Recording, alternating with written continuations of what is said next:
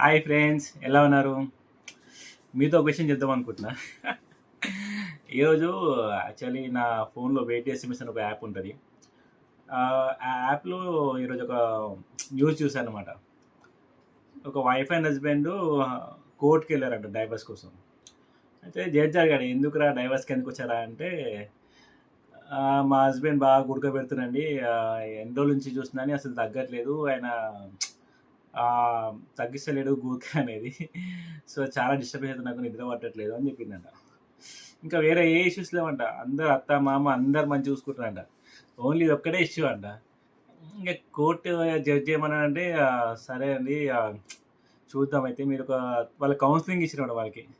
ఒక 3 months చూద్దాం మనము, మీరు 3 months సపరేట్గా ఉండండి, 3 months సపరేట్ ఉండండి, మీరు ఒక దగ్గర వాళ్ళకి దగ్గర ఉండండి, తర్వాత మీరు డిసైడ్ అవ్వండి మీకు డివోర్స్ కావాలా వద్దా అనేది.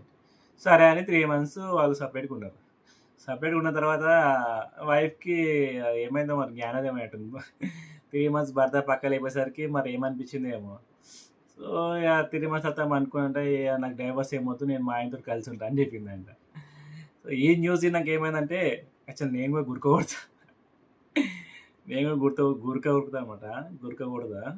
సో ఇక ఈ న్యూస్ కానీ మా వైఫ్ చూస్తుంటే, ఈమె కూడా ఏమైనా కోర్టుకి వెళ్తుందా అని అనిపించింది. నా పరిస్థితి ఏందబ్బా అనిపించింది. అయినా చిన్న చిన్న విషయాలకి కోర్టు దాకోవడం ఎందుకు, కోర్టు టైం వేస్ట్ చేయడం ఎందుకు, అనవసరంగా న్యూస్ కావడం ఎందుకు మనం కదా. సో నెక్స్ట్ టైం ఇట్లాంటి వాటికి కోర్టు దాకా వెళ్ళకుండా కొంచెం ఓపిక పట్టి ఉంటే బాగుంటుంది కదా. సో అది నా అభిప్రాయం.